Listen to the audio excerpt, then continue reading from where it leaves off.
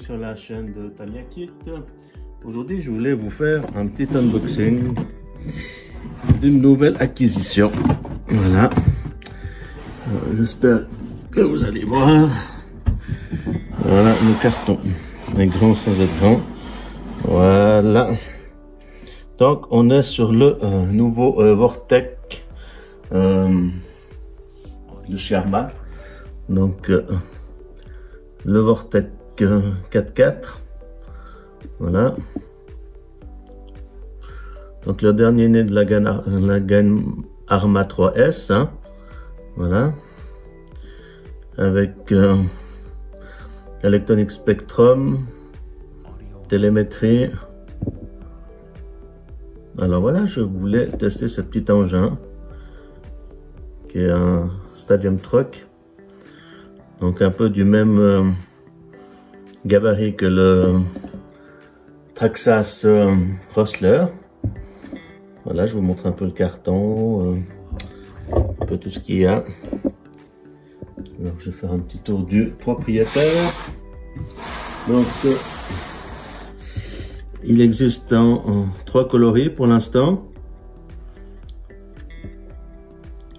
Alors moi j'ai pris le rouge, blanc, bleu et noir. Donc je vais vous le montrer tout de suite. Je vous fais un petit tour du proprio du carton. Donc ici vous avez les différentes explications. Hein. Donc le moteur, comment le démonter, l'arbre central, le petit vario de chez Spectrum, enfin rebadgé par Spectrum, qui est de l'Hobby-Wing à la base. Alors, voilà. Les pneus, la carreau avec les petits skids sur le toit pour la protéger. Le slipper. Petite cale à l'alu, donc c'est un châssis baignoire plastique. Hein. Voilà. Différentiel. Roulement. Slipper avec pignon d'attaque, couronne. Donc très sympa. On peut le voir aussi sur l'autre tranche. Voilà. Donc avec les différents paramètres. Donc la radio Spectrum DX3 avec télémétrie cette fois. Donc ils mettent ça sur la gamme 8S d'habitude. Et même pas sur toute la gamme 8S. Donc généralement sur l'infraction ou le Felony, pardon. Donc une radio un peu plus évoluée que ce qu'ils mettent d'entrée de gamme d'habitude, avec un récepteur 6 voix ou 5 voix, avec télémétrie, contrôle de stabilité, niveau de la batterie, donc du lipo. Donc ça peut être sympa, faut aimer, voilà. Donc là on voit le petit vario.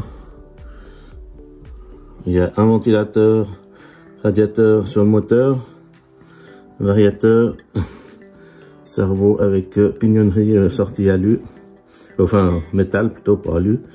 Donc c'est un servo basique, hein. Voilà. Donc je trouve qu'il est assez bien équipé pour un petit modèle. Alors je vais le retourner de nouveau pour le sortir de son emballage. Voilà. Sinon j'espère que tout le monde va bien. J'espère que vous suivez le foot, si ça vous plaît. Alors voilà. Ah oui, puis encore sur la tranche ici, on a un petit descriptif aussi en général. Donc roulement étanche. Voilà. Diff, intérieur du diff. Moteur Spectrum. Aussi un rebadge bien sûr. Voilà. Le châssis en entier. Ok. Donc je vais vous l'ouvrir.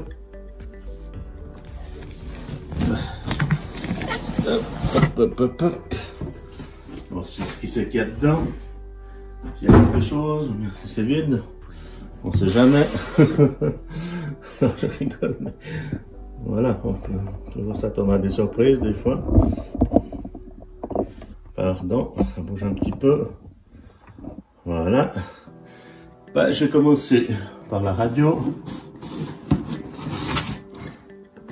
Alors, on va voir la petite radio Spectrum. Donc, voilà, ici on a toutes les petits manuels. Vous voyez là, ils sont passés avec une clé donc métallique chez Arma. Avant ils mettaient une espèce de clé en plastique donc qui n'était pas très fiable. Et là ils ont mis une clé métallique pour les différents réglages.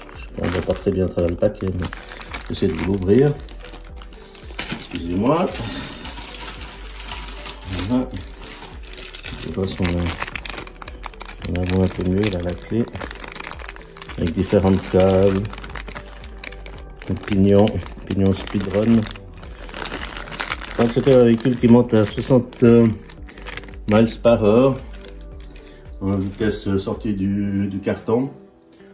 Donc il faut multiplier par 1,6 en autour de 80-85 km/h. Et j'ai vu des vidéos, ça a été testé. La vitesse est bien réelle, donc ils ne mettent pas des fausses informations sur le carton. Voilà, alors je vous montre la radio. Voilà, petite radio Spectrum.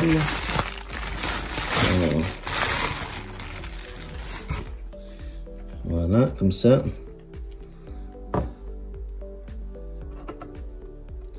Donc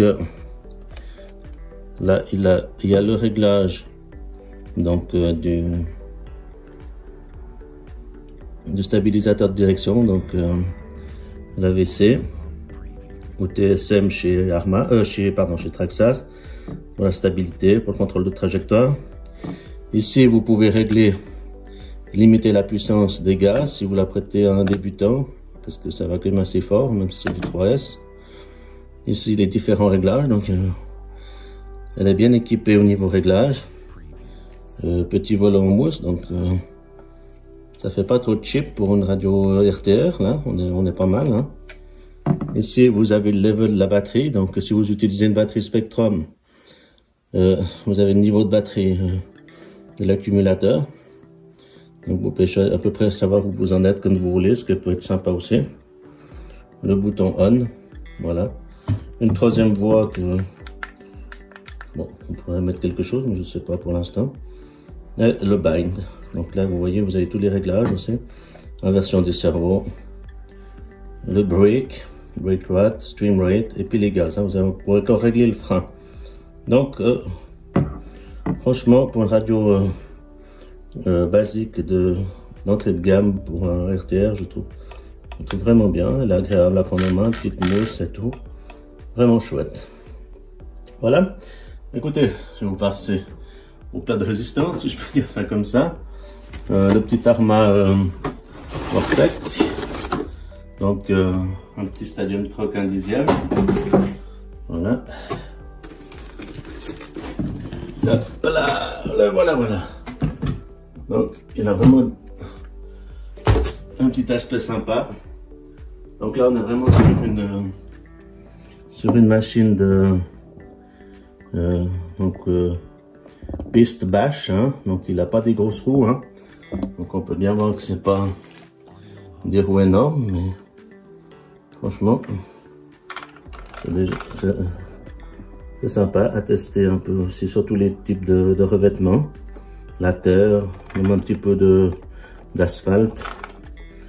Donc c'est vraiment une machine qui aussi un peu étudiée pour rouler plus sur de la terre ou sur des terrains carrossés. C'est moins une machine pour aller dans du gros terrain ou comme le granit ou les monsters, hein. Donc on est plus sur une machine de piste, hein. Bien sûr loisir, hein, on est d'accord, ça. Il n'y a rien de compétition dans cette machine. Vraiment une machine pour s'amuser, faire des petits sauts, des petites. Vraiment essayer sur un terrain battu, ça peut être sympa. Voilà, le petit film protecteur. Donc on voit qu'il est vraiment 999, hein, ce petit Arma. Donc je vous montre encore de face. Voilà, la petite carreau. Donc là, les skids, je sais pas comment on peut appeler ça, les petits skids de protection de la carrosserie.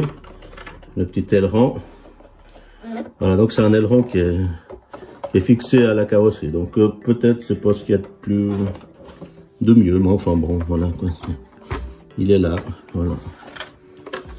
Ensuite, la barre wheeling, donc qui est fixe. À mon avis, un tout petit peu dur quand même, mais bon, c'est la même chose sur le Bicroc. Et puis, avec par contre les petits trous sont en mousse, hein, donc en caoutchouc. Donc c'est pas du plastique dur, donc ça c'est pas mal. Ça amortit, ça peut amortir certaines variations, certains chocs. Je trouve sympa. Voilà, un petit peu sur le côté. Ok. Ensuite, je vais ouvrir la bête. Hop, hop. Celle-là, c'est un peu dur. Voilà, on voit bien la carrosserie. Hein. Donc, on voit que l'aileron est fixé dessus. Vous avez des petites pastilles où il y a les plots de carrosserie pour la carrosserie est censée être plus fragile. Donc, c'est des petits renforts. Vous pouvez en mettre plus si vous voulez. Mais je trouve sympa d'avoir d'origine quelque chose déjà. Donc, une couleur assez sympa. Hein. Voilà, je vais vous prendre cette couleur parce que j'aimais bien. Voilà. Ensuite, la machine depuis l'intérieur. Donc là, on est sur un nouveau système électronique. On n'est plus sur du BLX. Hein. On est sur un Spectrum 100 ampères. Donc ça doit être le petit frère du Max 10 hein, de chez Hobbywing. Donc avec un look sympa. Donc là, on a les boutons comme chez Hobbywing, un peu plus modernes que les boutons qu'il y avait sur les Quick Run des BLX. Toujours les fiches IC5, voilà, avec le petit fil de télémétrie centrale, là, je ne sais pas si vous le voyez, donc qui conduit les informations sur le variateur depuis la batterie. On a un moteur avec un joli radiateur à refroidisseur, donc ça c'est toujours appréciable en été. Donc c'est une machine d'origine qui est bien ventilée, ce que n'a pas le Traxxas. Le Traxxas Rossler n'a ni de ventilateur de refroidissement sur le moteur, ni sur le Vario qui est en option. Et il est plus cher hein, encore. Voilà. Mais j'aime bien Traxxas aussi, mais j'ai hésité entre les deux. Mais voilà, j'ai pris celui-là. Ensuite, les amortisseurs standards, hein, aussi hydrauliques, hein, basiques, mais qui font le boulot. On est sur des cardans plastiques, comme sur la gamme de Arma. Traxxas fait exactement la même chose. Donc c'est prouvé, c'est solide. On est sur des beaux porte-fusées, bien épais. Donc le plastique fait bien confiance chez Arma. Il y a très peu de problèmes en général. Bien sûr, hein, c'est pas incassable, hein, on est d'accord. Mais d'origine, on est déjà sur du solide. Ensuite, le châssis Arma de ces versions, donc en plastique baie noire. Hein. On a aussi la même chose chez Traxxas, hein, je le répète. Hein. Donc c'est à la mode de faire ces châssis baie noire plastique. Chez Tamiya aussi. Voilà, on a un cardan effectivement en plastique télescopique, mais qui est relié au différentiel et tout ça par des arbres en métal, hein, en alu. L'intérieur des divs sont aussi en aluminium, planète, satellite, planétaire satellite. Donc on reste sur des bons produits qui sont fiables et qui, à mon avis, suffisent largement pour cette gamme. Voilà. Bon, je sais pas, là on est sur le petit variateur. Donc, moi j'aime bien le design. Petit design Arma, Spectrum, et sauf erreur, on est sur un 3200 kV, donc 3660 sauf erreur. Donc une mécanique qui fonctionne bien. Voilà, avec un slipper à l'intérieur du boîtier de transmission qui se démonte très facilement en enlevant une vis. Ça, je vais pas vous le montrer aujourd'hui. Voilà, écoutez, je vous remercie d'avoir regardé cette petite vidéo sur l'Arma Vortex 4 roues motrices de 3S.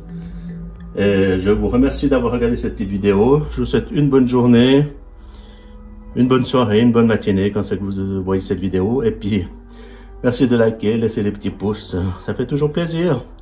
Merci à tout le monde, merci du soutien. Bonne journée, au revoir.